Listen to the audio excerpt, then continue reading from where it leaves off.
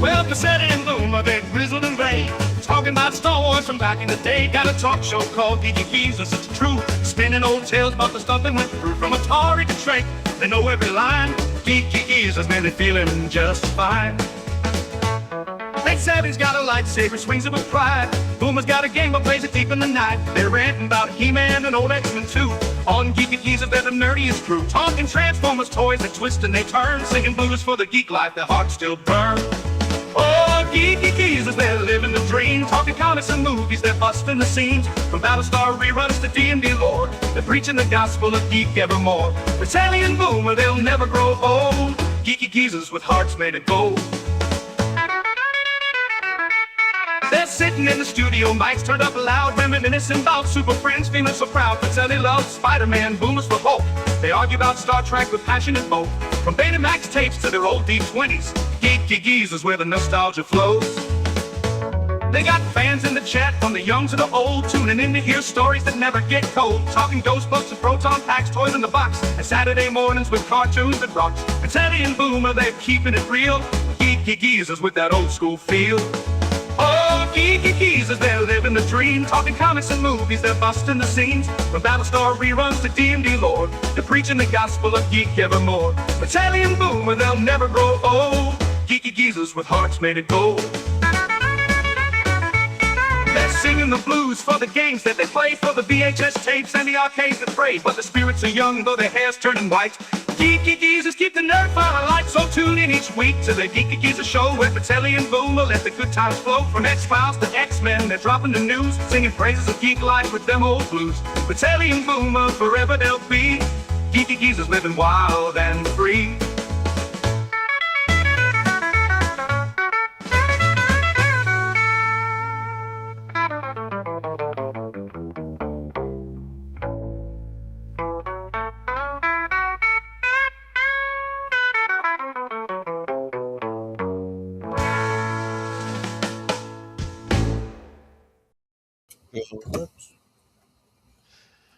Hi, everybody. Welcome to Geeky Geezers. I'm your host, Aged Boomer. This is my co-host, Pacelli. Hello, hello.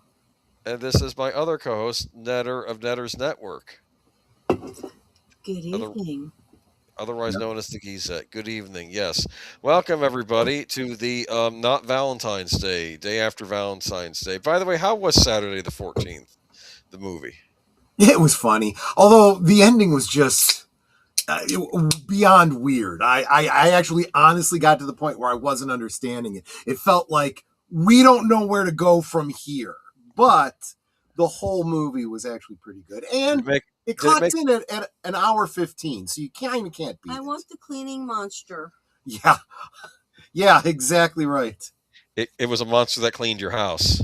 So what was happening was these monsters were getting out of a book that the kid found in the house. Right. And they were attacking people. They killed the next door policeman and somebody else, and they were terrorizing. But the only the kids were seeing them. Well, actually, one of the parents was bitten by a vampire. The other one was completely oblivious the whole time. And so so in order to be a part of that, the monsters were doing all kinds of stuff at night, raiding the refrigerator, and he'd come and he'd go, "Hey, what happened to the rest of my sandwich?" Stuff like that. Well, but all the messes were completely cleaned up to the point that everything was getting cleaned beyond the way they'd left it. So there was a monster going around cleaning everything, and Netter's like, well, that's not so bad. Yeah, you know what? If you want to clean my kitchen, you can have the leftover pizza. That sort of thing. Right? Yeah. But hello, my geezer friends. Hope you guys are having a great show night. Wishing everyone a wonderful weekend. Thank you, Big O. I do have tomorrow off because it is President's Day. Boom. There you go. I know this. We have a lot of stories where you're running over, but if you want to head over to reserve seats. Oh, wait a minute! I got to be there at 11 because I'm on with deleted scenes tonight. That's exactly right. Channel, yes. Welcome, Connie Cleary. Good to see you.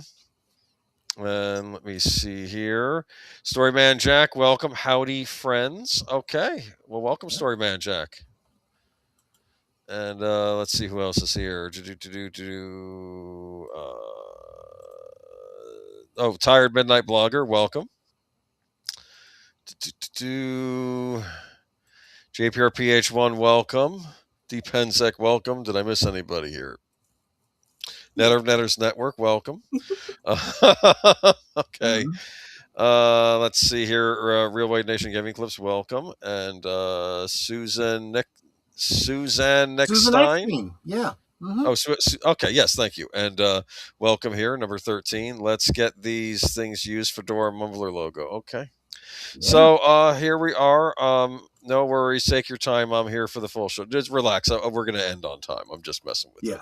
Anyway, that's my goal. If we miss anyway, so let's bring the presentation up because I have a good old days to talk about tonight. Hopefully you know this movie too, because we have some news later about this particular quote unquote franchise.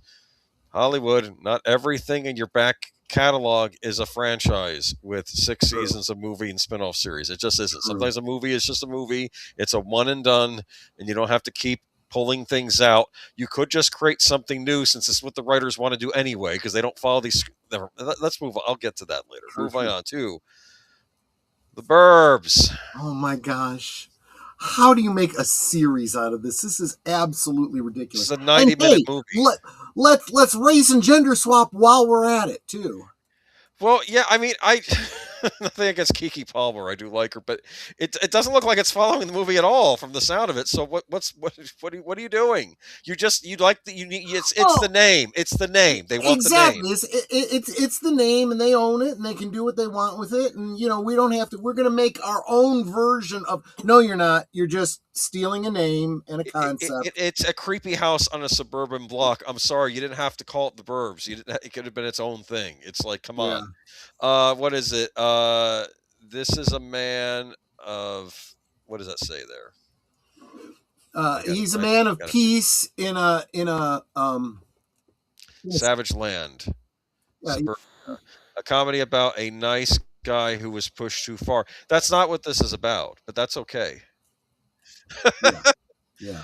I think that's kind of false advertising. Now, I would argue if this is a comedy, Tom Hanks is playing, what do they call it? The straight man character? Sure. Yeah, exactly. Character. And let's be honest, it was not uncommon for and it's probably true now for marketing to kind of lie about what the movie was about, whether it was the taglines or the poster art or whatever the case is. Yeah. I don't understand. Here's the plot line of this movie. Every neighborhood every neighborhood has a creepy house. This is that story, okay? Any city you grew up in, town you grew up in, there's that one house in town that's the creepy house that you don't want to go near, correct? Did you have that growing up? Yes. Yeah, absolutely. That's sort of what this movie is about. And, of course, the weird thing about the creepy house for us was that it was on land that was owned by the park district. Interesting. So at Halloween time, they turned it into a haunted house. Oh, an actual haunted house.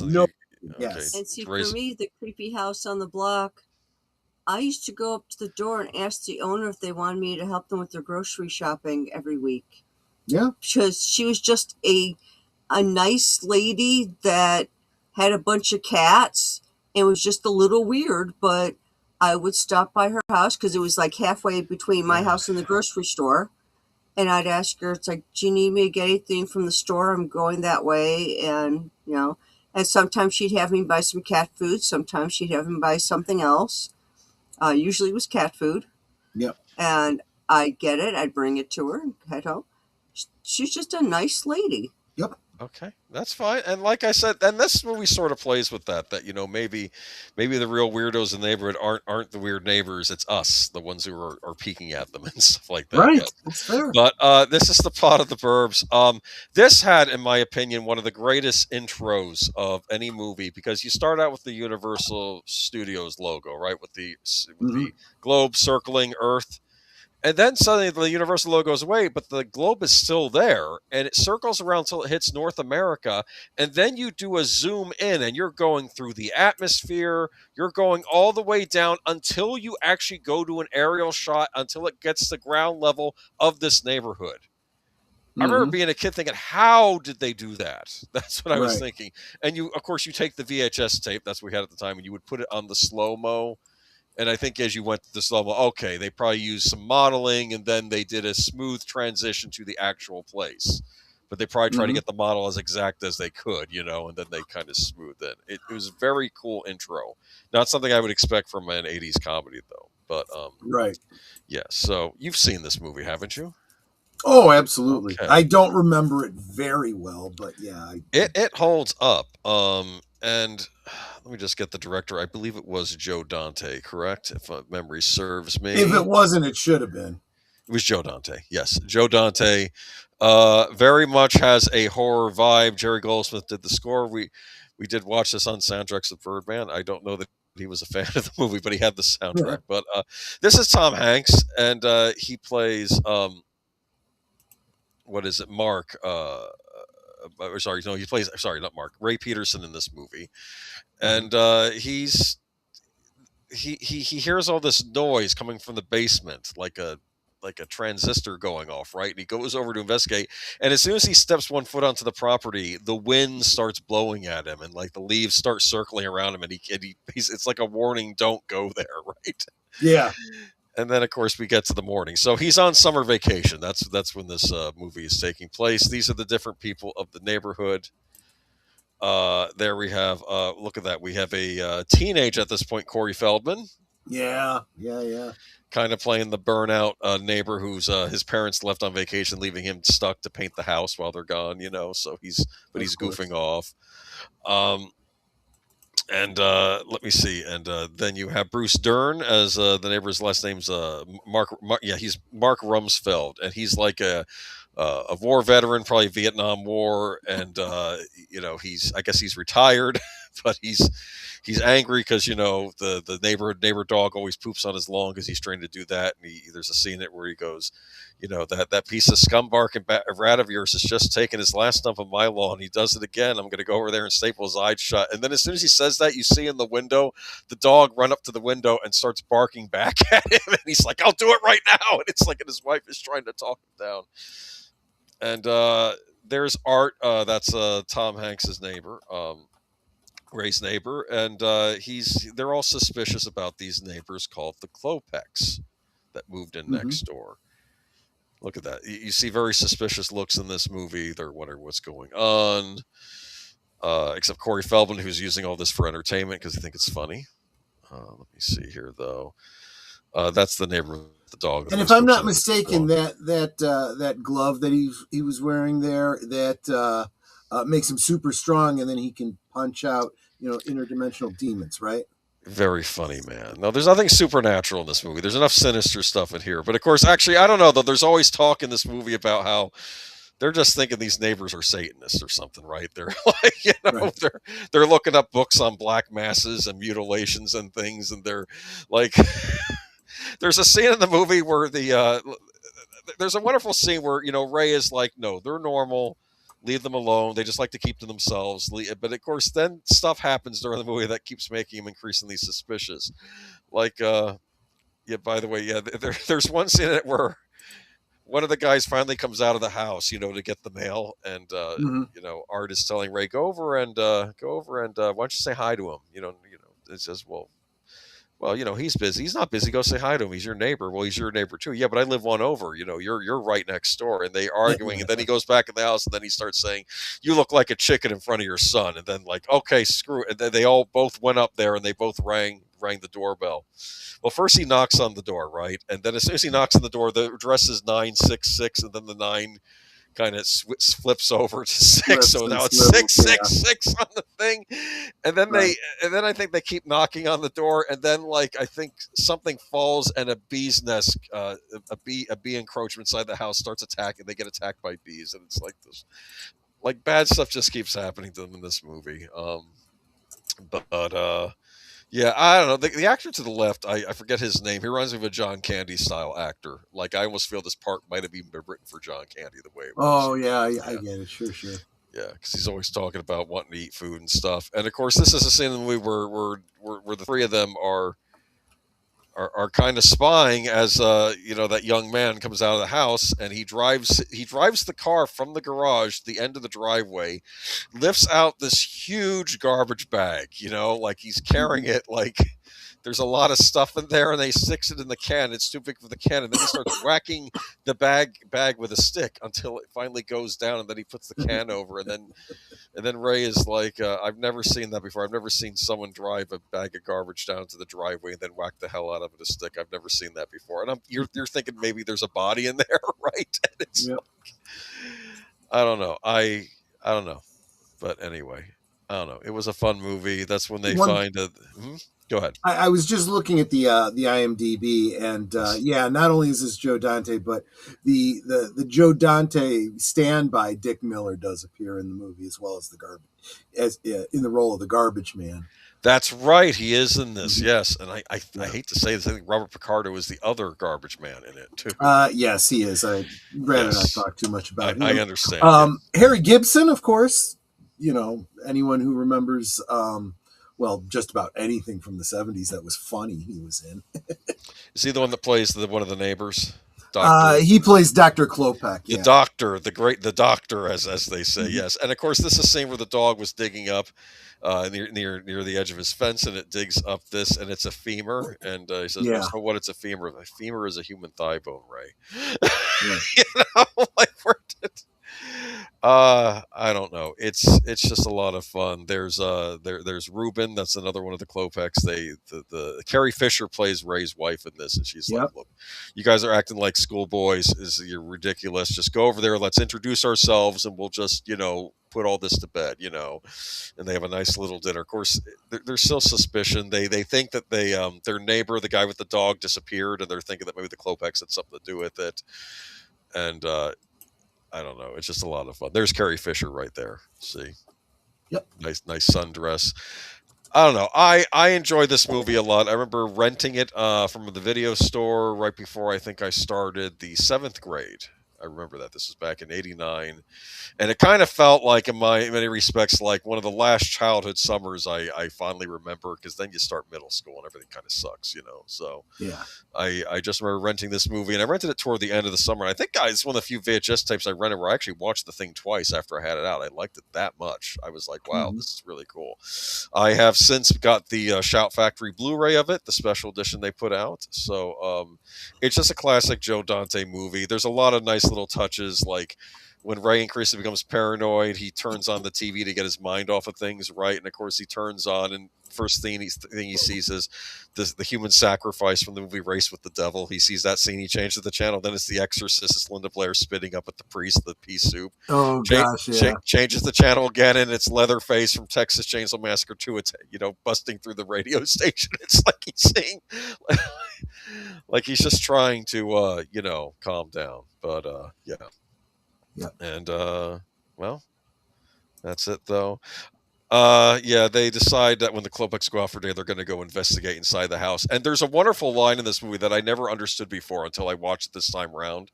I was watching where Carrie Fisher says, "Look, we're going to go talk to them before someone falls off a roof or sets themselves on fire."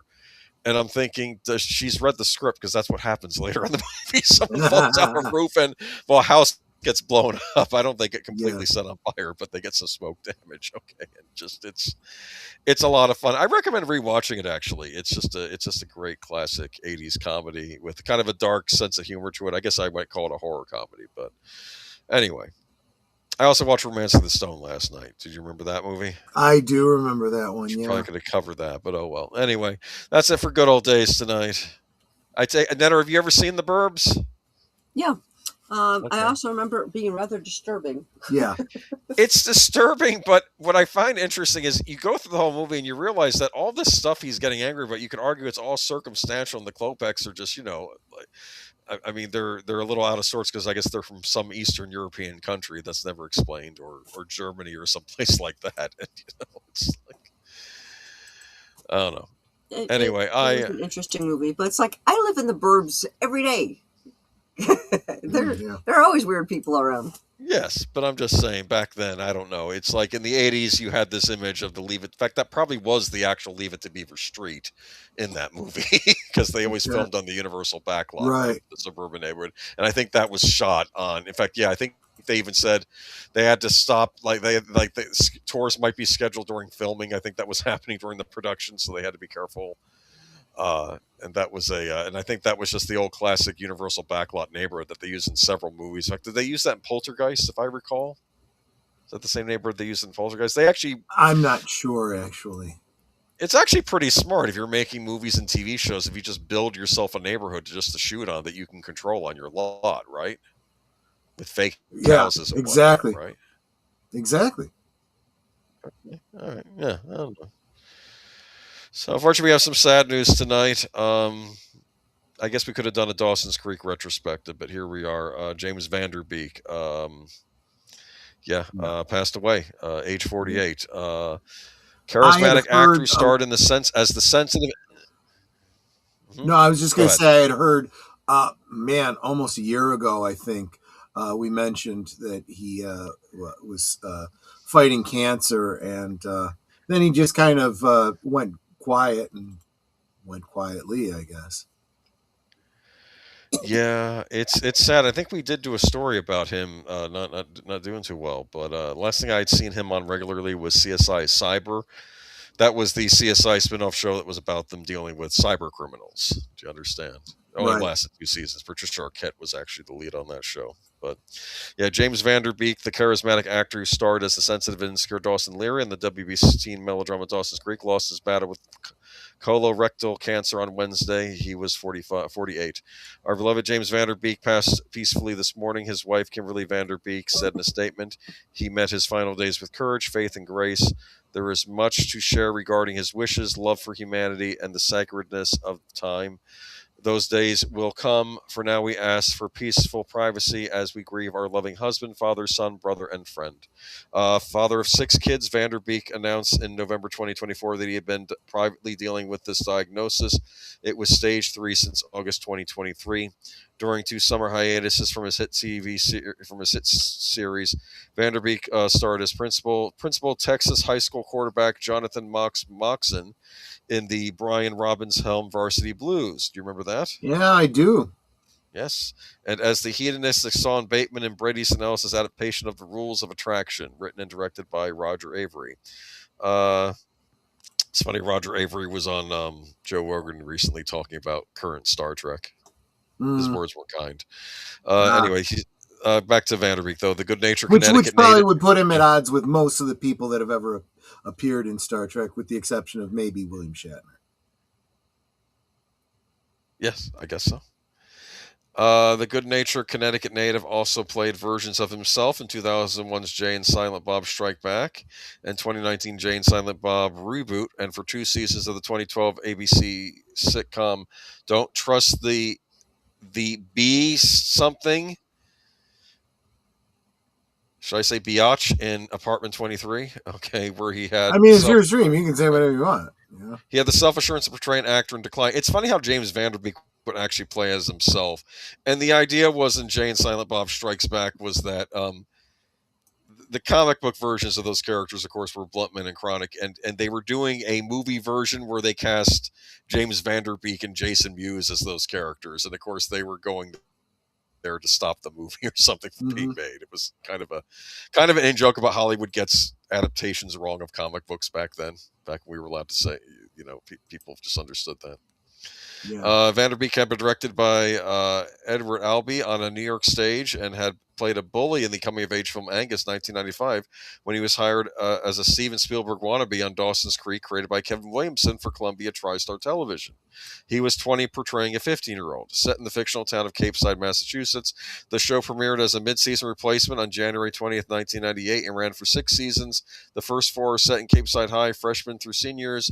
through May 14th, 2003, Vanderbeek appeared on every one of the 128 episodes, as did Katie Holmes as Dawson's best friend and love interest Joey Potter, with Joshua Mhm. Jackson as another pal Pacey Witter, and Michelle Williams as next-door neighbor Jen Yep. Lidley, a transplanted New Yorker. They grew up together on the show. These characters speak very honestly about everything that 15-year-olds are waking up and dealing with every day: relationships, the opposite sex, parents, school, dreams, and aspirations, he said during a 1998 appearance on Live with Regis and Kathy Lee. That's a flashback, isn't it? Oh yeah. Okay. Show was widely popular with younger viewers, girls in particular. Throughout the run, there was will they or won't they dynamics surrounding Dawson and Joey. In the end, it turns out Joey and Pacey who got together, and that's okay. I always thought it should have been Dawson and Jen, but apparently she got pregnant by a guy who dumped her, and then she died in childbirth, according to the finale. That's another thing. Anyway, There you go. did you ever watch Dawson's Creek?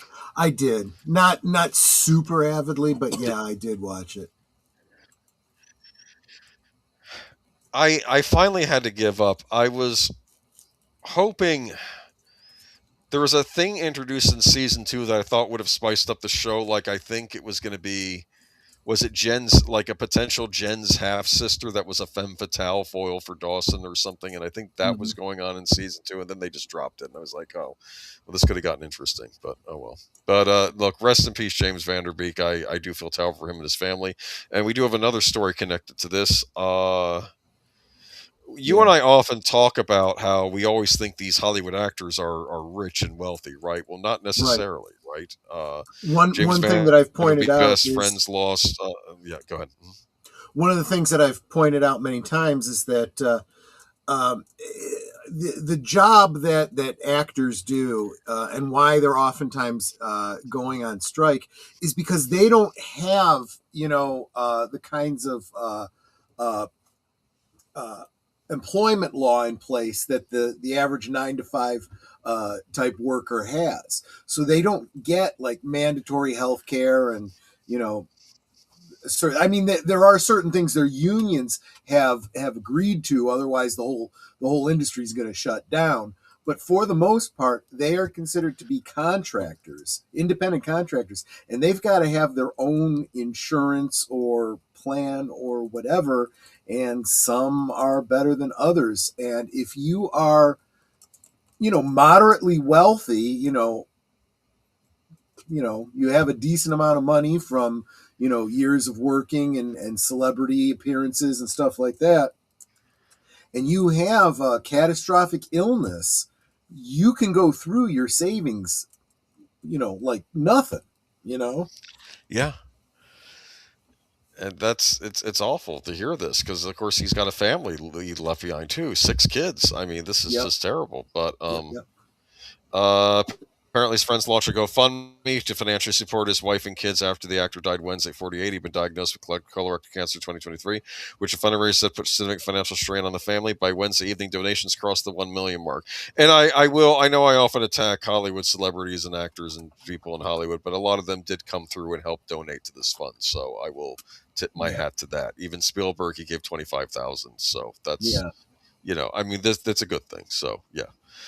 In the wake of this loss, though, Kimberly and the children are facing an uncertain future. The GoFundMe page reads: the cost of James' medical care and extended fight against cancer left the family out of funds. They are working hard to stay in their home to ensure the children can continue their education and maintain some stability during this incredibly difficult time. The support of friends, family, and the wider community will make a world of difference as they navigate the road ahead.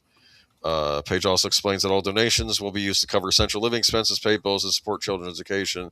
Within 2 hours of its creation, the fundraiser had already raised more than $200,000. Okay, so look, I wish that family. I actually saw an updated article that said they had actually been able to collect over 2 million, but I don't know how much of that they actually get, how much their debt currently is, and like you said, 6 kids. So it sounds like a lot of money, but it may not be that much. I mean, it's a lot, and I know hopefully the family still gets residuals from things like Dawson's Creek, but sure, I don't know. I feel like he should have had a wider career as well too.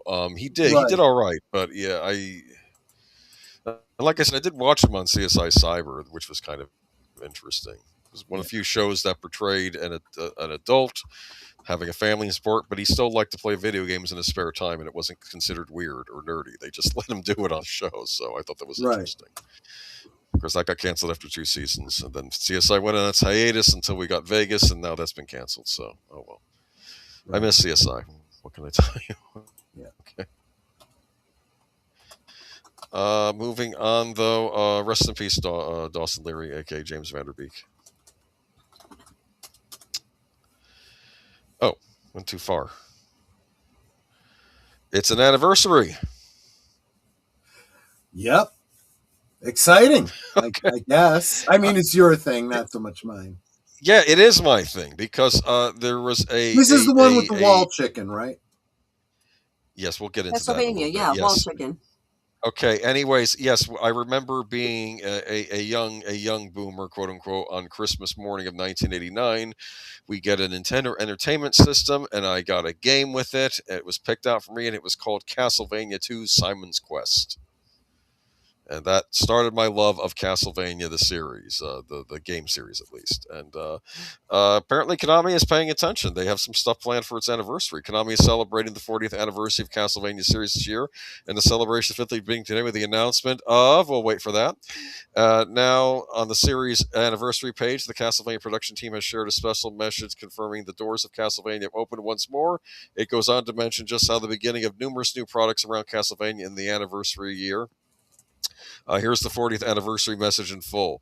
The doors of Castlevania open once more. The light marks the 40th anniversary since the original Akumaju Dracula first saw the light of day. I believe that translates, don't quote me, to Demon Castle Dracula in Japanese. In the commemorative year, Castlevania will be revived. And first up is this title, Castlevania Belmont's Revenge. More on that in a minute. We couldn't think of okay. You know what? Screw it. Let's just get to the big announcement. Let's move on. You're excited. I'm a little bit. I am optimistic. Let me put it to you that way. Castlevania Belmont's Curse. I keep wanting to say Revenge. It's Castlevania Belmont's Reverse unveiled for Switch, launching in 2026.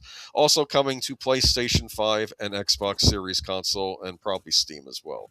As part of the Castlevania 40th anniversary celebration, Konami announced Castlevania Belmont's Curse during the latest PlayStation State of Play broadcast. Evil Empire Motion Twin, known for Dead Cells and the Rogue Prince of Persia, are helping out with the development of the title, and it will be launching for multiple platforms, including the Switch in 2026. This 2D action exploration title will be set 23 years after Castlevania Dracula's Curse and follows the journey of Trevor Belmont's successor, which takes place in Paris in 1499. Of course, you'll also be armed with the legendary Holy Whip, the vampire killer, to deal with all sorts of beasts.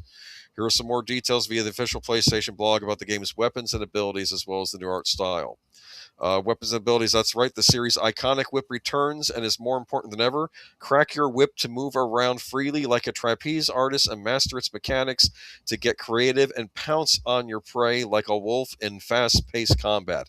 However, the whip is not the only tool at your disposal. There will be more weapons and abilities for you to master in today's reveal. You can see our hero use the sword, which is easy to use and offers solid attack power. There will be more weapons and abilities revealed in the future. You will need to strategically plan your next move in combat and make full use of the tools to stand a chance to save the city from the brink of destruction. You're saving Paris. True to the roots of the series, you will encounter colorful characters and powerful foes, stumble upon many secret chambers, dig up numerous hidden items. Yes, certain walls can be broken to reveal health-restoring meat items.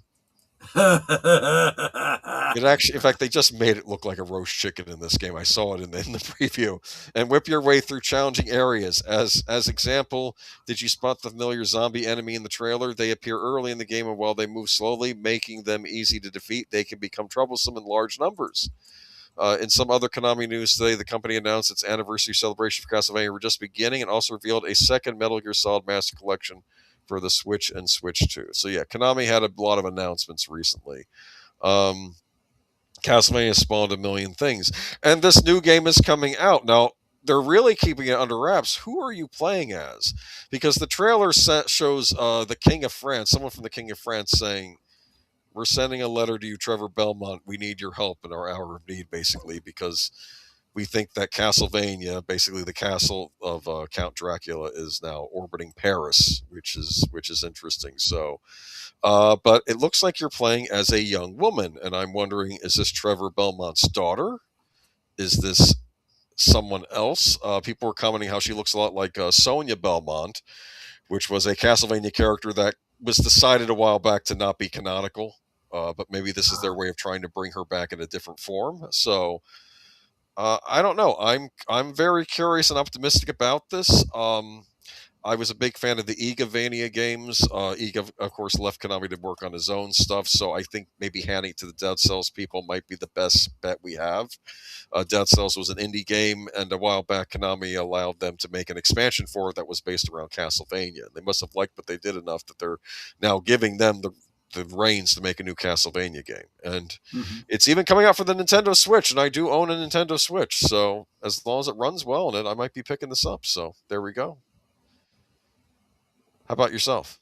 Well, have I ever played? I don't think I've ever played the game. I've watched footage of it. I've never actually seen it. Well, the thing is, I mean, I think too with this, it might also serve as an entry point for people who've never played one before too. So if you wanted to start with this one, because in a way they are kind of breathing new life into this series, and I'm kind of curious. Castlevania 3: Dracula's Curse is my favorite NES game, so I'm kind of curious if this is.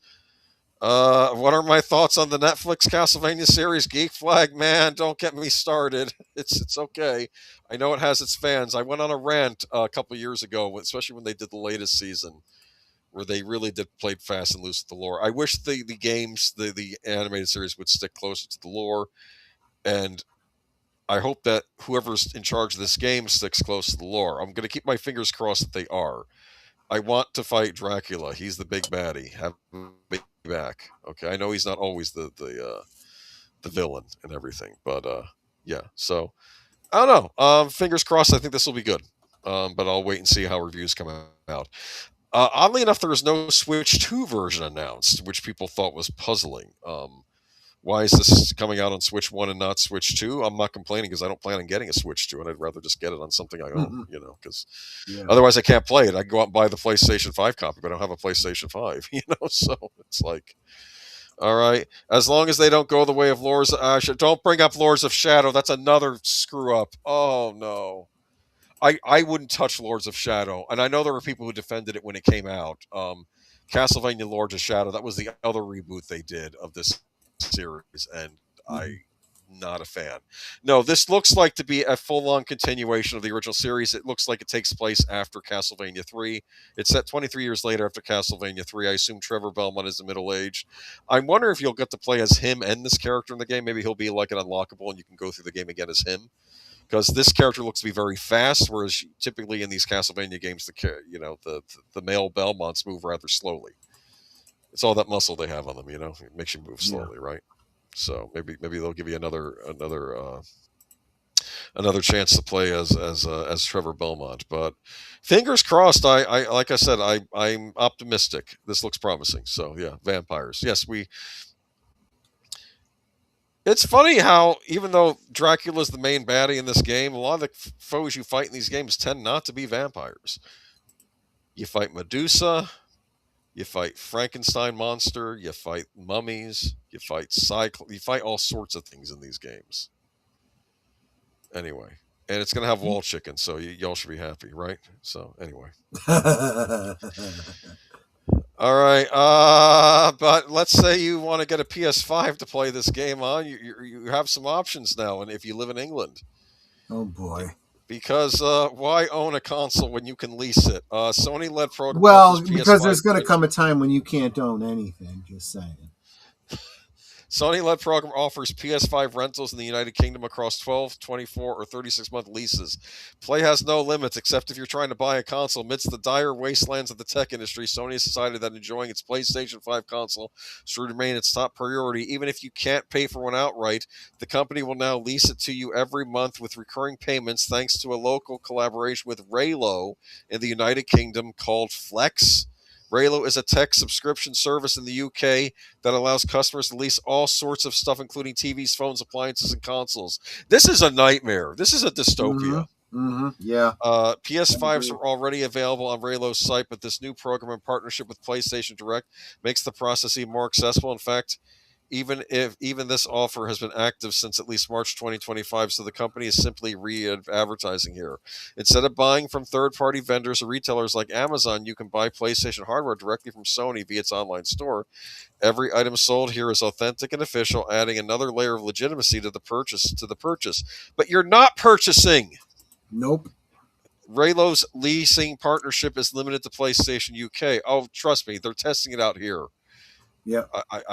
It's only a matter of time before it comes here. Speaking of which, the offer includes 4 options: 12 months, 24 months, 36 months, and a definite rolling plan. The longest lease is the cheapest, starting at $9.95 per month for the base PlayStation 5 Slims across 36 months. The most expensive plan is the flexible one, where you pay a flat $19.50 per month for the same PS5 Slim and £37.49 per month, $56.06 for the 2 terabyte PlayStation Pro.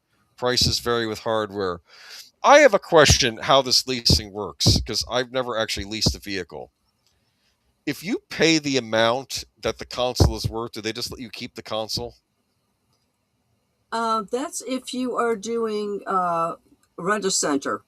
Yeah. However, there is such a thing as rent to own, but that's a separate agreement. That's not what this is. It's like when you lease a car. Yeah. Once you let's say that you lease a car and the price of the car would have been $30,000, and you lease the car for 3 years and it ends up being more than $30,000. They don't just give you the car so you paid it off.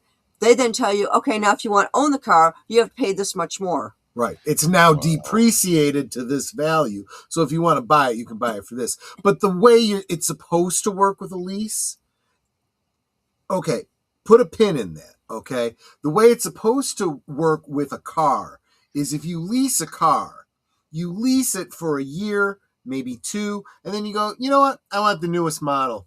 So you go and you turn it in. And you just keep leasing a car continuously. See, and you always have a new car.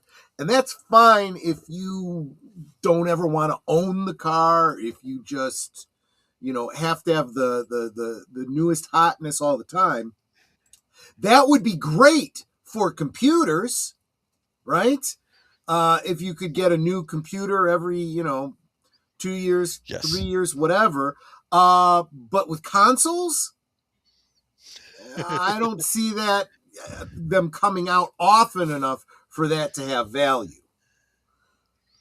Especially with the concept of not being able to port games over to the new console and all the other problems with this whole console concept. All right, so I need to explain to you the whole console concept as it worked back in the old days, all right? Right. The purpose of game consoles back in the old days, kids would go out and they'd ask their parents for a Nintendo because, frankly, they couldn't afford a high-end computer to play games on. And then the game companies, they would tend to tailor games for those consoles, and they would make unique experiences just for those consoles. There wasn't a lot of crossover between PC and Nintendo, except for the weird time we got King's Quest V on the NES. That's a topic for another time. Why did they port that to the NES? I saw what that looked like on PC. The graphics were not quite up to par on the NES. The game was the same, so I got to beat it. So that was kind of fun. But anyway, though, but the point is, though, the whole point of consoles is they're supposed to be able to be affordable. And I think they've forgotten this. Now they're treating these like you're buying a sports car. This is not a forward moving. How can I put this? There's no momentum here if they want to go down this route. I don't. I mean, the idea is it's supposed to be cheaper than playing games on PC, and I know they might argue, well, gaming on PC is going to become more expensive with all the RAM and all the else. But yeah, but again, though, this is not. In general, this is not becoming an affordable hobby anymore. So people just won't bother. I think. I mean, what's the point of leasing a game console? I don't understand this, and I'm terrified that I'm saying this now, and then 5 years from now it'll be the norm. People are like, well, what does it matter? I own nothing and I'm happy. It's like I'm worried. But are you happy? I'm worried. The only convenience I could see to leasing a game console is if, like, you're a weekend dad and you don't want to own one because your kids only play it like once a month or however often they come over. It's like, so you lease it so that you can, or rent it. So it's like, my kids are coming over this weekend. I'm going to rent the console for them. Okay, they want to play this particular type console. Yes. I'm going to get this one for the weekend, bring it back, on the Monday. Next time they come, I can maybe get a different console. That's the only upside I could see to it, which isn't for everybody. Well, and to be fair, in the old days, like when Blockbuster was still a thing, you could go and rent a game console for a weekend. Like they did offer that. And I just don't understand, though. I feel like I'm living in this weird alternate time period, because I remember when the PlayStation 3 came out, and I forgot what they were charging. Were they charging $400 or $500 for it? And the customer said, no, we're not paying that.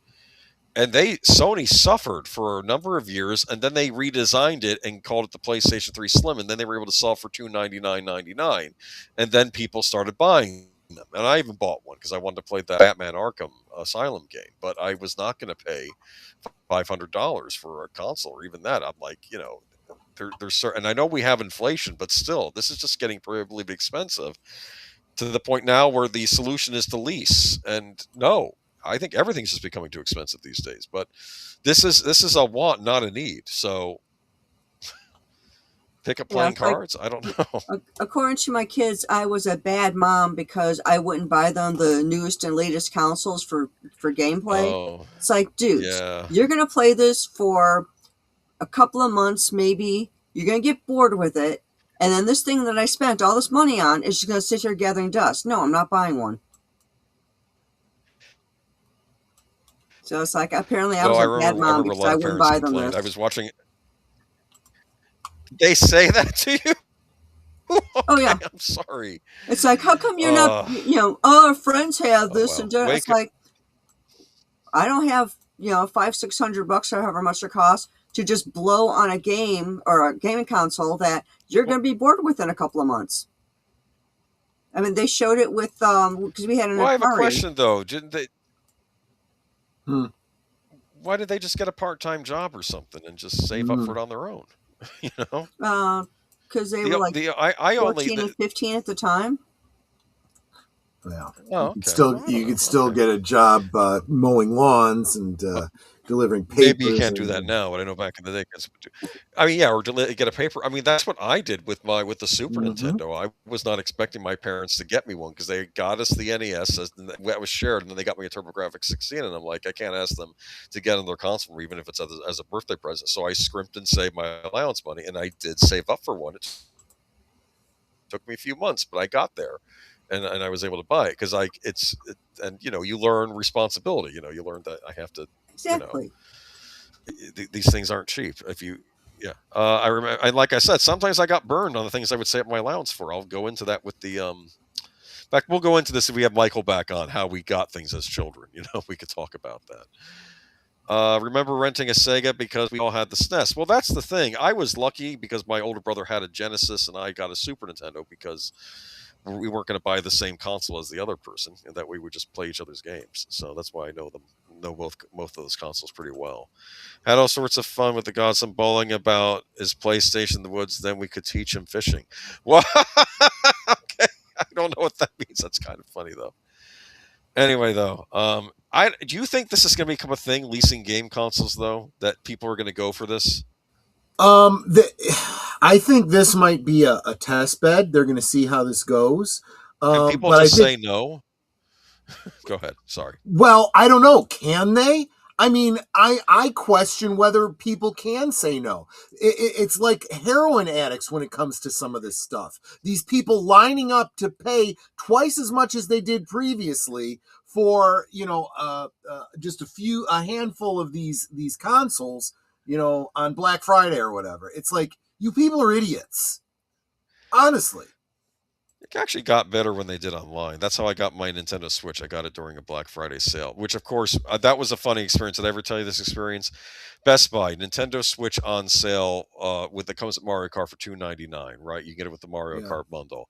And I'm like, it's going to be a Black Friday sale. And I said, that means Sunday, a Black Friday week. And then I'm like, oh, and by Sunday, we really mean 11 p.m. the night before or something. That's when it rolled out. I was paying attention. Because if you didn't, you wouldn't get the deal, Yeah. Well, some positive news, though. If you have one of the consoles or a PC, you get to play John Wick. Well, I like the fact that you said or PC, because that's the only way I would be playing this. It's fine. I have nothing against PC. Except for my own personal use. But anyway, Keanu Reeves confirmed to star a new John Wick game from Saber Interactive. Saber Interactive has announced a new John Wick game featuring the voice and likeness of Keanu Reeves, as well as PlayStation 5. The game will be coming to PC and Xbox Series XS. I guess no Switch version. Okay. Though an official title as well as any sense of launch date are currently unknown. Creating collaboration with Saber Lionsgate and franchise director Chad Stahelski, the new untitled John Wick game will feature an original script set in the John Wick timeline and expanding on the franchise's intricate lore with familiar characters fans already know, as well as completely new ones. Saber's design will be faithful to the unique style and signature elements of series, including a distinct gung fu combat system, jaw-dropping camera. Is that what they call it in John Wick? Gun fu? Gun fu is a generic term for a specialized gunfighting. It's also in Fallout 4 too. I expect it's in John Woo movies as well. Yes, okay. I wouldn't be surprised. Yeah. Okay, and Keanu Reeves will be playing the role of John Wick himself. I'm actually shocked they haven't done a big deal John Wick game yet. That seems obvious. Oh, Xbox does something similar to finance to own the Xbox Series X. Well, this is why I'm playing on last-gen consoles still. In fact, once the Nintendo Switch ceases to be manufactured, the original Nintendo Switch, I think I will officially be a full-on retro gamer because nothing I own will be currently produced. So, Janet Sim says you look beautiful tonight, Netters. Thank you. Okay. Speaking of, well, actually, there is no transition to this, but Disney Snow White flop exposed, Rachel Zegler controversy, ballooning budget, and box office collapse. Cost studio $170 million. We went briefly into this on Friday, remember? Yes, we did. You should go check that out because I think it was a really, really good stream. Yes. That was where we were doing the State of the Culture War, because frankly, we've been doing this for years now, and I'm like, where are we? And honestly, this whole Snow White thing, it went on for so long. It's a bit of Schadenfreude. I mean, this kind of an article, we're sitting here going, "Yep, not surprised." I think they would have lost less money if they just threw the crap on the screen that they had to begin with, instead of trying to save it, which they weren't able to do. Yeah. The financial fallout from Disney's live-action Snow White remake flop is finally coming into focus, and I believe this is from WW Pro, right? And the numbers are nothing short of catastrophic, according to new reporting from Forbes star contributor Carolyn Reed. The studio's controversial remake didn't just underperform, it cratered after ballooning production costs, weak box returns, and mounting controversy surrounding the lead star. The Snow White flop has resulted in an estimated $170 million loss for Disney for theatrical revenue alone. Add marketing into the mix, and this catastrophe becomes a box office apocalyptic event.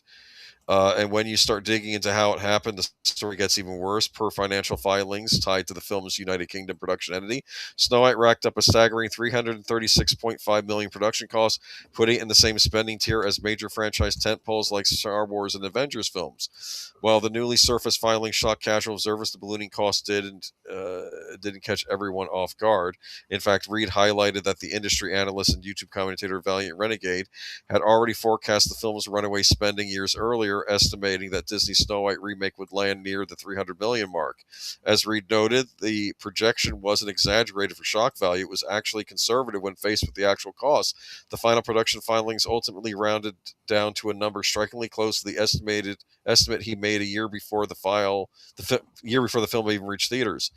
Reed also pointed out an important distinction often lost in online debate. Renegade referred to the film's total costs, not just its internal production budget or post-incentive net spend. That nuance matters, especially on a project plagued by setbacks. Problems started for Snow White long before the movie even hit theaters. The production was plagued by setbacks, including a destructive set fire during filming at Pinewood Studios and extensive reshoots that drove costs even higher. You think so? I'm Anyway, by mid-2022, before filming had officially wrapped, Disney had already spent over $183 million. Do you think she was lighting up a doobie and then she was worried about getting caught and just threw it out? I have no idea. But let me put it a different way. She was so destructive to this production. She literally or she figuratively set fire to it. So she may as well have literally done so as well. Now, I have a theory about her and her attitude. In the past, stars usually have to become stars before they start spouting off their rhetoric? Yeah, exactly. Opinion. The trouble with Rachel Zegler was she wasn't yet a star, so I'm wondering what was it. But didn't she get her start on social media, like as a YouTube star? In fact, something like that. I don't know. Yes, and that could very well have contributed to it. You know, some of these young, naive people get an overbloated sense of self because of social media. But yes, that's what I think might have happened here, because it didn't make any sense for her to be doing this. That's where it might have started, but it goes farther than that. I think that she fell for the hype train that Hollywood decided to hitch to her. And she started to believe her own PR, which we could all see objectively was bullcrap. And it came back to bite her. You know, they she used left to that say, match before they even started filming. Yep. Yeah, exactly. They used to say that back in older, more golden era of Hollywood, the talents representation used to say, never believe your own hype, you know, and I don't think anyone is telling these kids that anymore. They're just all she wasn't even a big YouTuber. She sent an audition video to Steven Spielberg and he played yeah, I know she was cast. Like I said, I don't know how she was doing from YouTube. That's why, because I didn't follow her channel, obviously, but I didn't know if maybe she had a following, and maybe that contributed to her having a bigger ego than she would have normally if she had just come in on, you know, like normal actors did. Box office collapse seals the film's fate. Despite massive investment, audiences simply didn't show up. Live action remake opened to about 87.3 million globally, already below studio projection. That places among the lowest grossing. I got to interrupt you real quick here, Boomer. You're having some really bad rubber banding in your voice. You got the robot. Sorry. Going. So if there's anything you could do to clear up your bandwidth, try it. Let me see if I can jump on a different network. Hold on. There also seems to be a pause.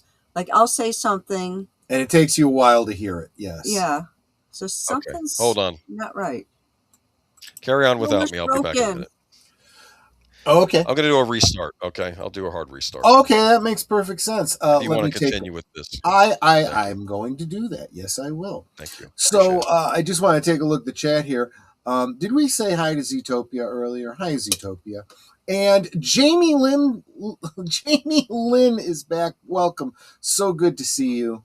Always happy to see you around. Yeah, I'm way back on the chats because I was kind of following along on the article up to this point. And I want to say hi to Hoot Owl. Is that Hoot Owl? Welcome. Yes, those are O's. I typed it out. There you go. Let's see. I just want to make sure I say hi to everyone who's here. Did you say hi to Nate? I was just about to. I was literally taking a breath to say hello to Geek Flag with Nate Knows. And now we are caught up. DEI gutted sensible business strategies through all ranks of entertainment. Yeah. And again, you always have to wonder how much these so-called useful idiots are actually aware of their role in what they are doing. You know, if anyone knows how a color revolution works, Mao's Great Leap Forward and all this kind of stuff, Alinsky's rules for radicals and so forth. You look at someone who's literally trying to undermine everything about this country and the culture, and you wonder, are you a useful idiot because you just believe what people tell you? Your handlers are telling you, not that you realize that that's what they are, or are you really all for the revolution and you're all in and you're purposely playing these games? But honestly, it's just baffling that how many people have been saying about this movie for years. And I'm sorry, I think that Rachel Zegler should have kept her mouth shut. Yeah, exactly. And there was failures all around. The studio should have stepped in and said something. Her representation should have stepped in and said something. For crying out loud, her family should have said something. But some people just can't be told, and there's a follow-up article on this. I believe it's that Park Place is covering it. WD Pro mentioned it in one of his live shows recently, that her most recent film can't even get a distributor. So I'm sorry, her career, we've said her career is over, but we say that like what we really mean is it should be, but who knows with the way Hollywood is. Well, as it turns out, it looks like it literally is. Oh, so you mean it's weird? Yeah, well, yeah, exactly. Welcome back, Age of Boomer. You're still showing a red is that bad? Exclamation point. Yeah, which means you have very little bandwidth. So right, let's see what happens.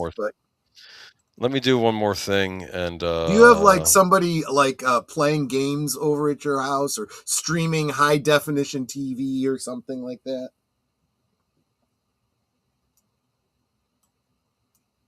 Playing games. And second, Hollywood tends to agree. Oh, I should just bring these up when I read them, right? Hollywood tends to agree with me about Rachel being fired because she kept running her mouth about things, and I'm glad that Hollywood fired her. Sorry, but not sorry. Yeah, exactly. Somebody needs to tell Rachel Zegler that that's Hollywood, baby. I see what you did there. Very, very good. Okay, you look like you are doing better. I don't see the red exclamation point on your bandwidth symbol. Let me know if that shows up. I moved the booster closer, so hopefully this is not going to be an issue going forward. So sorry about that. No. Anyway, no worries. Okay. No worries. All right, I think we'll probably hear more about this. I was just going to say we don't have to spend more time on her. She's already gotten more than enough attention. Her 15 minutes of fame is definitely over. The Burbs. Oh, yeah. Remember that movie? Oh, yeah, that's right. We just talked about it.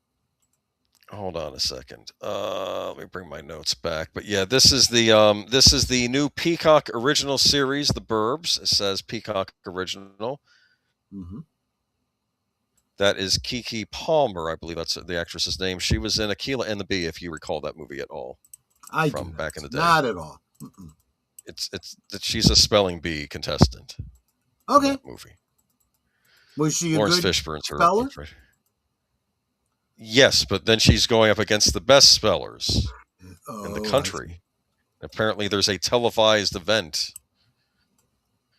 And but here we go. The Burbs creator Celeste Huey shares how Dead to Me influenced the reviving of a classic comedy for the modern age, and it's no easy feat. Okay, hold on. But the series creator told Decider she took a different approach from Joe Dante's original 1989 comedy, The Burbs, by centering the story on an outsider entering Hinkley Hills instead of having the suburb turn on the outsider. I wanted to just center the story around a black woman entering a very white suburban environment and kind of also finding herself as a new mother, as a new wife, and kind of redefining her identity in a new space as she starts to unravel the mystery of the town. Because of course she did, because there has just not been enough representation for certain groups. And, we need to make sure that, every film has that kind of representation. Just saying. Yes. I'm just saying, well, it doesn't sound like the movie at all. Yeah, exactly. The movie's a comedy. I did turn it on to watch the first 15 minutes, and I just wasn't laughing. And I assumed this is supposed to be a comedy or comedic, but it wasn't hitting for me. So because I was just kind of curious. Starring the girl who tried to get Bill Murray canceled. Is that right? I didn't know that. Is that this lead actress, or is that somebody else? I didn't know about that. So that's not good.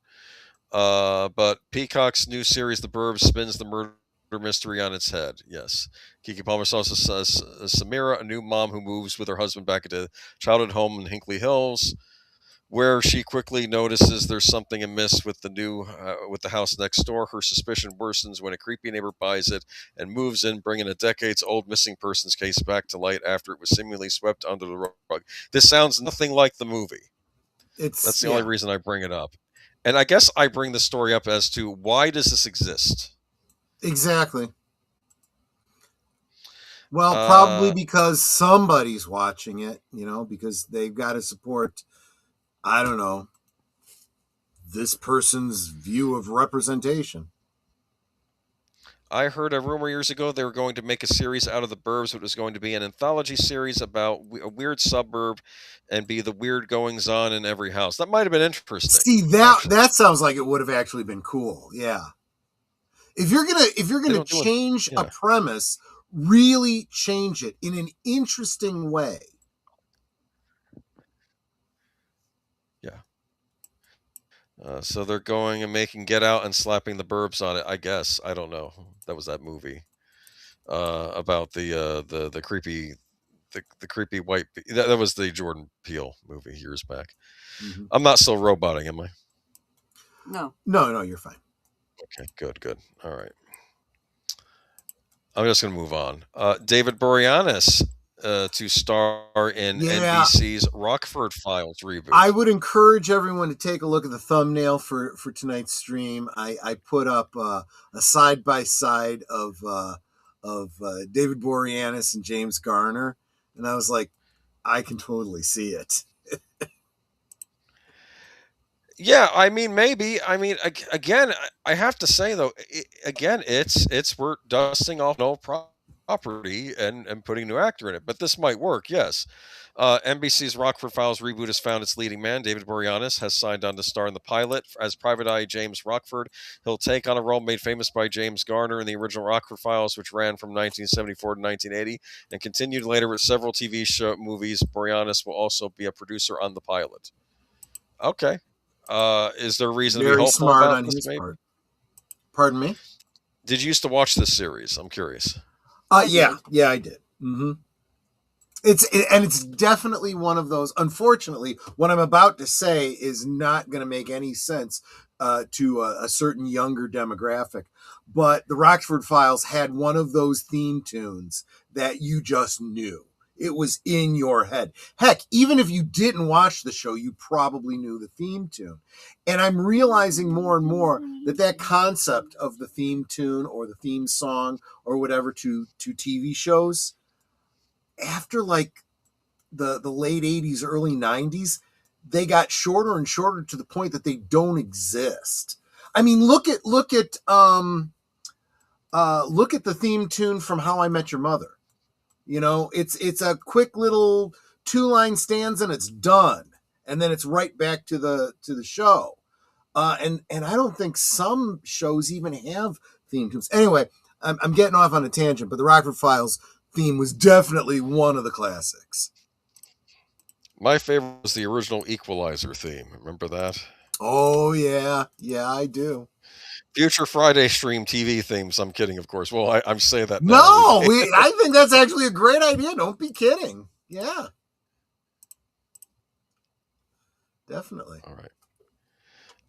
NBC ordered the pilot in January as part of a spate of pickups as the network stages its own mini revival of the traditional pilot season. NBC has ordered 8 episodes so far, up from just 3 last year. Does that mean they're trying to take TV seriously again? Since Peacock has not done anything in the streaming war, has it? Not really. No. I mean, when but we then talk again, about the none streaming of war, them have. Well, yeah, Paramount Plus has it, but maybe Netflix. Netflix won. Netflix is the winner. Yeah. Whether you like it or not, they were declared the winner. winner. Well, we predicted that at the beginning too. We said, you know, if Disney did certain logical things, they would have been the winner. They absolutely did none of those things, and Netflix came out the winner as predicted. Yes. So yeah, moving on to so I don't know. I have reason to be hopeful about this. He's been on shows in the past, like what is it? SEAL Team. I don't know if you watched that. He was on that. Yep. I watched Buffy. every episode of Bones and Angel, and I have all of Angel and Buffy on DVD. We actually have some Bones on DVD too, I believe. Bones holds up, I think. Oh yeah, it does. I love watching Bones. Mm-hmm. And Lynn Green says, I love Rockford almost as much as Maverick. Boom. Yeah, exactly. All right. So we have this to look forward to. Hopefully they won't mess with the formula and they're just bringing things back to formula. I can tell you, Lynn, Revolution, by the time I finish Revolution, I have this trip in March to MegaCon. We will not be getting to Batman until after I get back. So, but good, you're on 73 pages away from finishing that book. Yes. So, and let's move on to, of course, the big news of the night. We have some more Highlander news. Yes. First look. What do you think? I mean, at first I looked at this and I'm like, but he's not playing Superman. He's playing Connor McLeod of the Clan McLeod. I can see it. Yes. Okay. I buy it. Yeah. And let's be blunt. They probably want to change up his look as much as they can. They don't want him to look like Superman in a kilt, you know. I mean, well, true. And I could also see this and this is probably what it should have been in the original. I think it would be brilliant if in the old scenes he does all the past what do you call them, flashback scenes with a beard, and then in the modern day he's clean shaven, right? Yeah, and that would make sense. Yeah, that to differentiate. Yeah, and that would be good storytelling. You know, I mean, maybe someone still does that, right? Trying to remember what Lambert looked like. I know he had scruff going on in the flashbacks, right? I think he had scruff going on all the time. So, okay, well, there we go. I'm not sure there was any differentiation based on that. So let's get to this. John Wick director Chad Stahelski will be bringing the same brutality of the Baba Yaga franchise to his long-awaited reboot of the action fantasy cult classic Highlander. Good choice for director Bear, by the way. Exactly. New look behind the scenes of the highly anticipated project reveals Henry Cavill and Dave Bautista in the middle of a fight sequence, their characters anyway, with the footage showing both the titular or immortal warrior played by Cavill and his villainous immortal rival, the Kurgan, played by Bautista, come crashing down. A Highlander reboot has been in the works for so long that many wondered Yeah. whether the project had either been cursed or would have only been seen by actual mortals. Oh, that's funny because that's how long it takes to look up. Yeah, It's exactly. a funny joke. I'm sorry. Development on the revival began way back in 2008 with Deadpool star Ryan Reynolds eyed for the lead. I like him, but Wow. he wouldn't have worked. He would not have been a good casting for this. Yeah. The idea of a possible curse continued after Cavill was injured while training for the Highlander, but the actor is now back and fighting fit as he battles for the quote-unquote prize. Directed by John Wicks, Chad Stahelski, and written by Kerry Williamson and Mike Finch, Highlander has amassed an all-star cast alongside Henry Cavill and Dave Bautista. The former Superman will reunite with his Man of Steel co-star Russell Crowe, who is expected to play the mentor character portrayed in the original film by Sean Connery. I think that works too. Russell Crowe as Ramirez. Yeah. With the rest of the class, including MCU alum Karen Gillian and Jimon Hansu, as well as Marissa Abella, Industry, Max Zhang, Blades of the Guardians, and Batman vs. Superman Dawn of Justice star Jeremy Irons. I suspect Irons, is he going to play another villain maybe in this? I don't know. I wonder if they're going to... he could play another villain. He could be... they've got to be setting this up for potential sequels, so I wonder if they might be going with the concept of the Watchers. They are. I think they are. Which was introduced in the TV series. I was kind of wondering how far they would go with already established canon and how much they're going to break from it. Look, I've said this before, and it may not be a popular opinion, but I do feel there are some things they need to keep, and there are some things they absolutely should change. Let me see. The latest footage comes amid Highlander, all of which reveal our best look yet at Henry Cavill's Connor McLeod and Dave Bautista as the Kurgan, who appears to have become a priest in this new take of the franchise. This new revealed look at Highlander clearly demonstrates that, much like the exploits of Keanu Reeves' dog-loving assassins, director Chad Stahelski will once again demonstrate the visceral wonders of stunts performed by professionals and well-choreographed fight sequences involving much practical work as possible. It could be he's just in disguise of a priest, but that would be interesting. Maybe he got a god complex or something, right? Because he's immortal. Interesting. Yeah. I don't know. Yeah. Highlander does not yet have a release date, but will be released by Amazon MGM Studios, with plot details haven't been officially revealed. Reboot expected to follow a similar plot to the 86 original, which centers on swordsman Connor McLeod as he discovers he is one of a number of immortal warriors.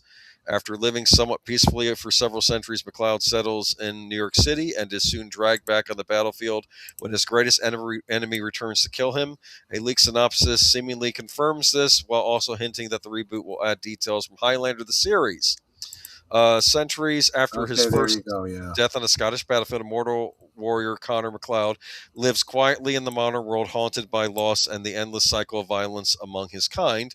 When the ruthless immortal Kurgan resurfaces, backed by a secret organization bent on unlocking the secret of eternal life, Connor is forced back into the game. So, is this the Watchers?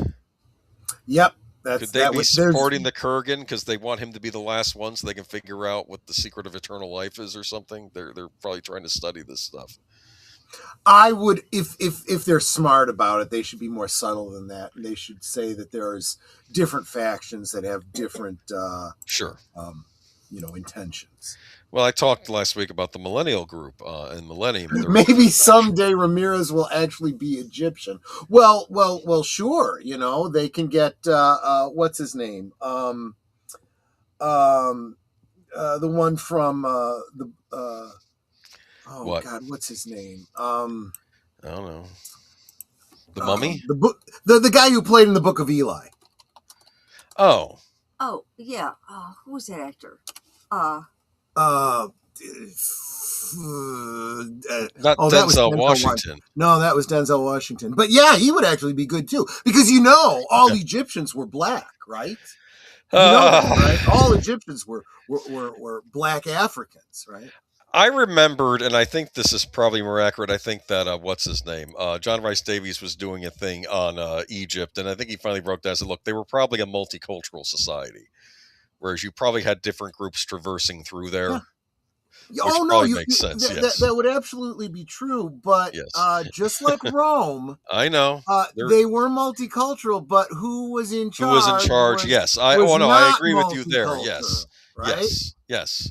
In fact, I think by the time we get to Cleopatra, though, she was of Greek descent because it was, or Macedonian, right? She was Alexander the Great's people, right?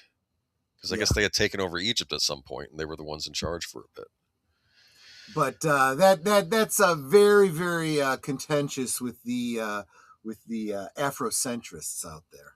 Well, it was also contentious with the Egyptian government, so there. Yeah. But I don't know. I think this has the chance to be one of the better reboots coming out here. I suspect the director probably has a passion for the property. I've been hearing a lot of right people. For the role. Yeah. I've been hearing a lot of people referring to this as John Wick with swords. I'm like, yeah. There's something to be said for that, you know. But I want, not to say that the fighting in John Wick isn't elegant, but I want to see elegant swordplay in this movie. I want to see. I agree, absolutely. I want actual like sword fighters training these actors and how to do official. This is what we want to see. But one thing that I thought was really interesting in John Wick is that hotel that they would go to, and the lore behind all of that. They had the rule that you don't fight anybody in this hotel. You do, you're out. And they didn't give a second chance. There's another that you just made another parallel to Highlander. You don't fight on holy ground. That's one of the rules. Well, when that chick started trying to kill John Wick at the hotel, they later took her out and killed her. Mm-hmm. Because it's like, no, you were fighting in the hotel. We broke our rules. We break, this is how we kick out your membership. Right. That was, what's her name? Who was in the Yes, it was. Yes, I'm sure she has a name. I'm so bad at this. I don't remember actors. She was on Agents of S.H.I.E.L.D. for a bit, too. I think she played Sparrow in that, or whatever they... You know what? I'm just mush tonight. Just it's the bandwidth that's messing with my head now, too. Okay, moving on to... I think everyone knows now that Age of Boomer is an AI. So. Yeah. How would you know? Except you actually met me in person, so I guess you had that, and you will again. He's secretly dating Sophia. Exactly. So we all know who's secretly dating Sophia. It's AI Nate. I can't even yell at Nate because it was AI Nate that's dating her. So it's like this. All right. Anyway, moving on to Motion Picture Association denounces Tom Cruise versus Brad Pitt AI fight. Kind of a preview for Friday. Don't tell me this is our last story. Anyway, let's get into this. This gives you a break before you have to be on another stream. So that's true. But Hollywood's worst nightmare may have just arrived, and it came in the form of an AI-generated rooftop brawl between the two of the biggest movie stars on the planet. I did watch this. It was sent on X. I remember that. I sent you the link to that. Remember? Yeah. And I'm not going to say it was 100% convincing, but it was getting close. A viral AI video depicting Tom Cruise fighting Brad Pitt has sent shockwaves to the film industry, triggering the alarm bells from the powerful Motion Picture Association and raising new fears about the future of studio filmmaking. The clip was generated using Seedance 2.0, a new AI video model launched by Chinese tech giant ByteDance, the parent company of TikTok. And according to industry insiders, the AI represents a massive leap forward, particularly in areas where that once exposed AI's weaknesses, such as combat choreography, physics, interaction, and cinematic realism. In short, the tech just crossed the line Hollywood hoped would take years longer to reach. The MPA issues a blistering warning. The Motion Picture Association did not mince words in its response to the viral clip and the broader rollout of Seedance 2.0. In a statement, the organization warned that the platform is already operating at a scale that threatens copyright protections across the entertainment industry. In a single day, the Chinese AI service Seedance 2.0 is engaged in unauthorized use of U.S. copyright works on a massive scale. Yeah, that and it basically stole the souls of two of your biggest stars. I'm sorry. Well, No. yeah. An MP, a spokesperson said in a statement, by launching a service that operates without meaningful safeguards against infringement, BitDance is disregarding well-established copyright law that protects the rights of creators and underpins millions of American jobs. ByteDance, Shocking that China would ignore copyright law. I mean, who could have guessed that they might do something? think on this. You know how China's big on making their homegrown movies just to be shown there, and they don't like the American movies coming over here? Couldn't they theoretically have a movie with like a Chinese actor and then Tom Cruise AI speaking fluent Mandarin or Cantonese in the Yep. movie? Yep. And, and have that be a big seller over there? I didn't even think about that. And this is something that I've been kind of indirectly saying for a long time. Yeah, you can go on strike and you can tell Hollywood they can't do this and they can't do that, and you're not allowed to do this, you're not allowed to do that. But this genie is out of the bottle. People are going to be using your image whether you like it or not. There is no stopping it. So congratulations. You know what? I think this message might send to Hollywood. I don't think they're going to go with it, but maybe you've gotten us so used to looking at computer animation for effects and other things on your screens that now this stuff is becoming passable. And maybe if they hadn't started going whole hog on that, I don't know. That's an excellent point. Because Tarantino never used CG in his movies, and maybe that's how they have to sell things going forward. I mean, I don't know. Like Hollywood has. The movie industry there have been upsets before. Remember what one of the earliest upsets was? It was this thing called the television set. Yep. Why do I got to pay for a ticket at Well, a movie theater? I can just catch it on TV. And if you pay attention to history, which not enough people do, you know exactly how to combat these things. What do?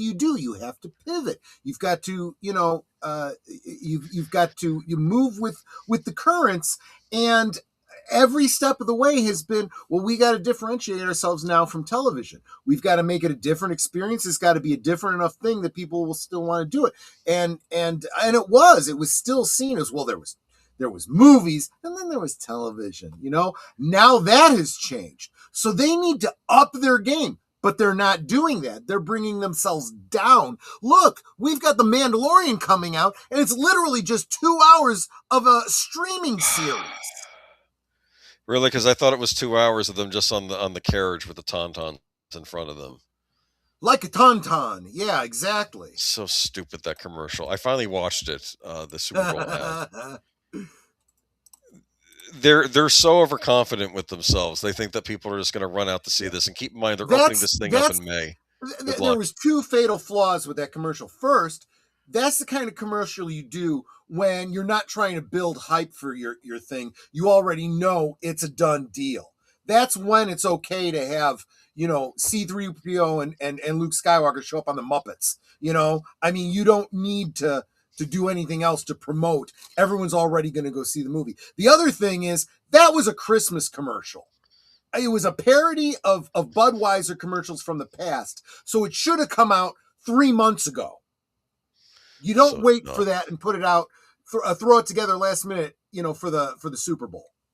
So stupid.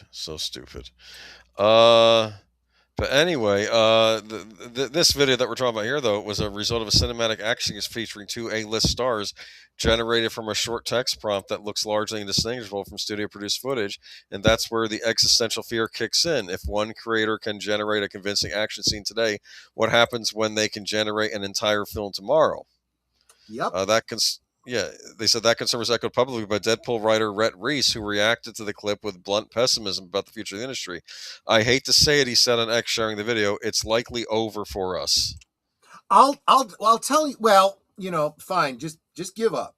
Just don't even fight anymore. Look, it's something that I haven't said before. Two things happening in parallel could be related. You have all of these remakes, and every movie is the same, and every movie has the same fight choreography, and every movie has the same special effects. And if you have the wah sound in one trailer, you get the wah sound in another trailer. And it's all regurgitating the same stuff. And that is exactly where AI lives. Maybe if you start getting original and doing something that AI isn't doing, you'll have something. But as long as you're just going to keep doing what AI is doing, AI is a lot cheaper. They don't need you. Do you know what AI can't do, or at least I don't think it could do? I think you need to start bringing proper comedies back to the big screen. We need comedies again, and stop being afraid of offending And stop everybody being with comedies. offended, and when people are offended, say, oh, I'm sorry you're offended. Too bad. I made that joke for the people with a sense of humor. It's ridiculous. But yeah, Motion Picture Association denounces Tom Cruise versus Brad Pitt AI fight. And we'll probably go into more of this on Friday. But you know what that line means? It's over for us. That reminds me of a scene in The Simpsons when Marge Simpson was on trial, and then the prosecuting, I guess the DA was saying, who's he asked the jury a question, who's more handsome, Tom Cruise or Mel Gibson? And he says, I'm willing to waste the jury's time having a battle about the super hunks. And then Lionel Hutz says, wow, he's going to win the trial judge. And then Marge is like, Yeah. Mr. Hutz. That's when Marge gets sent to jail. Remember that? She gets sent to jail.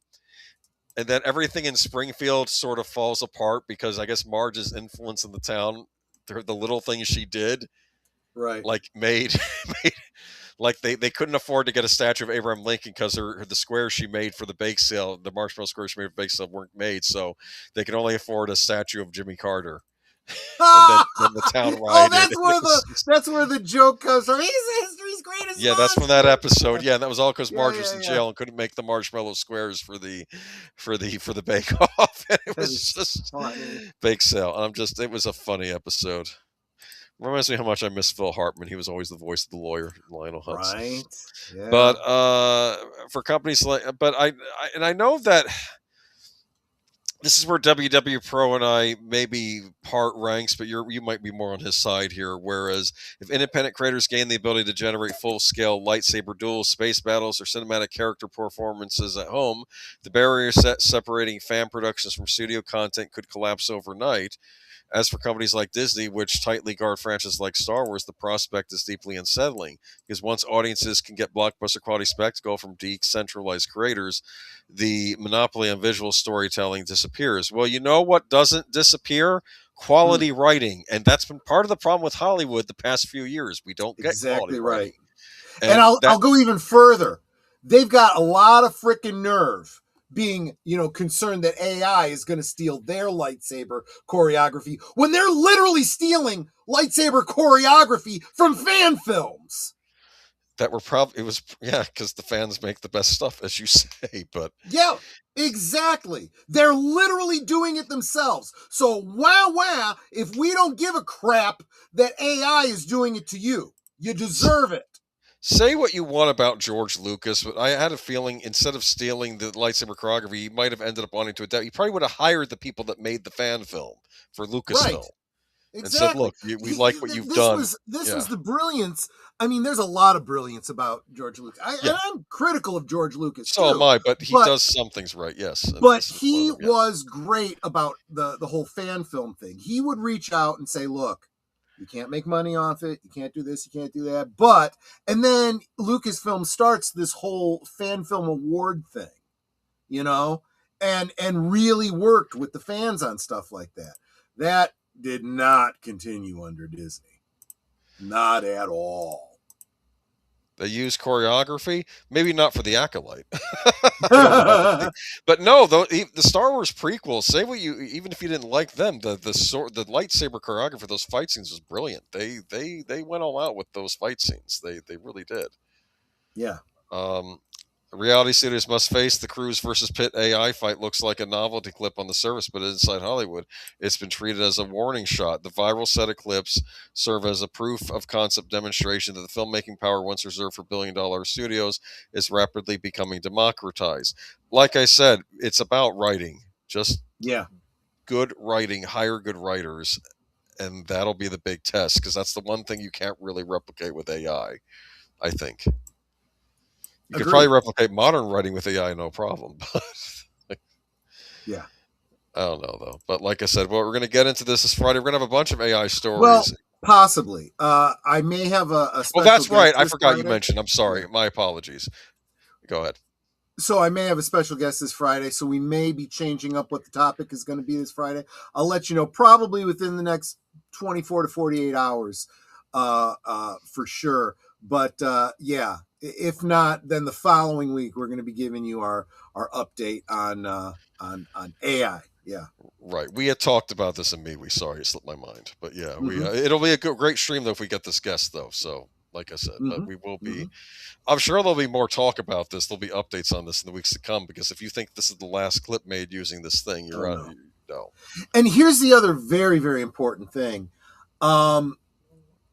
As I said to Storyman Jack at the beginning of the stream, in the chat, not but it's just like anything else. It's just a tool, and you use the right tool for the right job.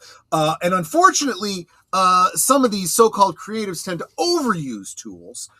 We've seen that with CG, right, where everything is CG.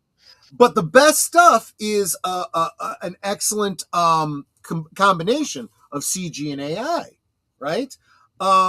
You don't have to look any farther than the Fallout TV series or the original Jurassic Park to find great blending together of practical and AI. A lot more practical than you realize, and you realize this could be. This is augmentative to CG. Is this AI? And I'm sorry, I think I just in the past couple sentences switched AI and CG, and I'm using them interchangeably. You almost could, but the important point is that yes, you can get realistic, very quick, very high resolution imagery of whoever your stars are that you've cast. I mean, everyone goes to the worst extreme, right? They always go to, oh, they're going to completely replace all actors with this. And yes, that is entirely a possibility if you don't make yourself so valuable you can't be replaced.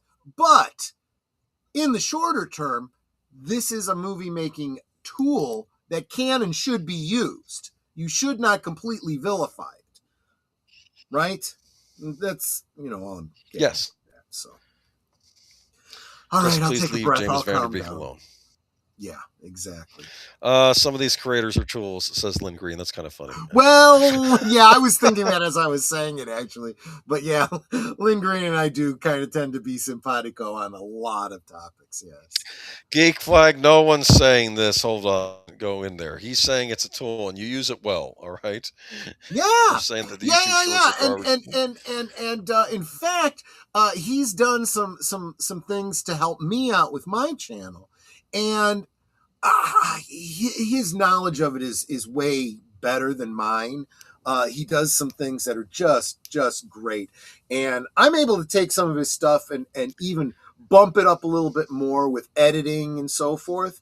Again, right tool for the right job, and usually it's not just one tool; it's multiple tools.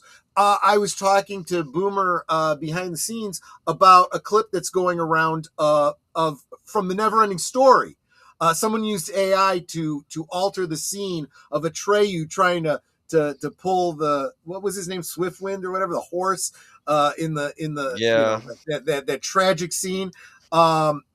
Make it, the horse gets the will to live and gets happy and pulls free, and it was really done well. In fact, it was done so well. I'm watching this very short clip and I'm like, I wonder, was that an alternate take? Oh, I see. This was AI. And I'm like, you know what? Just making little scenes like that, not whole movies, but just little scenes like that, that's going to be the way of the future for fan films. There are going to be and we already know some of the great fan films that are just a matter of people doing editing out there. Well, pretty soon they're just going to be taking out one scene and replacing it with another, and that can change the whole movie. You don't like an ending? Epic you fight can just between. Yeah. Can we get Kermit and Big Bird fighting? Oh, can you hear me? I'm thinking about that. I think there might be some better options here. Could we get Kermit? No. You know who I want to see? I want to see Grover versus Yoda. Think about it. Okay. And Well, then you know what? And then Miss Piggy comes in to break it up. That would be funny. Yeah, I Yep. could see Yoda messing with one of his things and him going off, exploding off in a wrong direction or something, right? Yep. Oh, look at this. He just saw a short AI film on Twitter. Batman, Captain America. Whoops, sorry, I didn't mean to. It's all right. I brought up the wrong one. It's all right. Batman, Captain America, Superman, and Thor fighting. Okay. And Batman beat them all because he's Batman. I saw a couple that were not good AI, but they had good moments in them. It was a diner scene of Adam West, Christopher Reeve, and Linda Carter as their characters coming together, just to have dinner together. And it was a good story idea. They looked great, but the talking and the acting was very robot, Yeah. And then I saw them do. We've seen the fan edit of the 1980s MCU with Nicholas Hammond Spider-Man and Lou Ferrigno as the Hulk and all that. And someone did it with using AI. And again, it was good, but inconsistent. So,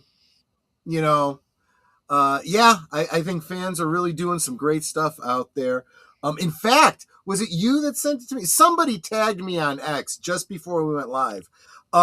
It was, the meme of Anakin and Padme that's been going around forever, where he says something and she goes, "Oh, well, you mean such and such." And then he just looks at her and she goes, "You mean such and such, right?" Well, now they've done it where they just use AI so that it's an actual clip with their voices and not just a 4-panel, static image. And I'm like, brilliant. That is just brilliant. And I wouldn't be surprised if they don't start, just like there's a meme, you can go and make your own meme from famous meme pictures. They're going to have, you can make your own meme with AI the same way. It's going to happen, I'm sure. Okay. It won't be quite the same, though. Sometimes limitations make you more creative. Yes, exactly. All right. Anyway. So, okay. Anyway, so I guess we should wrap it up. We should wrap it up because we were going to try to give you some time so that you can go get yourself a bite to eat and hit the restroom before you have to be on in 15 minutes. Now it's 15 minutes, so you don't have that much time. If you stay where you're at on this on my channel, I will be forwarding you over to deleted scenes. What's it called? Reserved seats, where his the seat is reserved tonight for this guy, Aged Boomer. And yes, I will Netter be on might there. also be setting it up on her channel. I already did. Okay, there you go. And so if you're on either of our channels, we will be forwarding you. And if you wanted to be forwarded by Aged Boomer himself, the host of this show, I'm also maybe you simulcasting guys too, should be subscribing to Aged Boomer so that he can get monetized, so that he can then forward you to other streams. He is criminally undersubbed, and please make sure you are subscribed to Aged Boomer. Gotcha. Okay. And then after, maybe you come back to my channel after Reserved Seats for the first part of the Marco Polo arc reconstruction of Doctor Who from 1963. Do they play Marco Polo in this episode? Marco Polo. Yeah. They could. It's Speaking of which, these lost episodes of Doctor Who, we'll probably mention this a little bit tonight, would probably benefit from being reconstructed using AI, since they are lost media. It's a thought. Plus, they have the still shots. All right, Exactly y'all have. Well, this has been fun, and like I said, tune in shortly at 11 p.m. Eastern Standard Time for reserved seats, and I will be on with deleted scenes. And if you are on Age of Boomers channel right now, Deleted Scenes just dropped the link, so you could just go ahead and click on that. All right? Gotcha. Sounds good. All right, y'all have a good week. Take care, and everyone. We'll schedule Bye-bye. next time. Good night. Good night.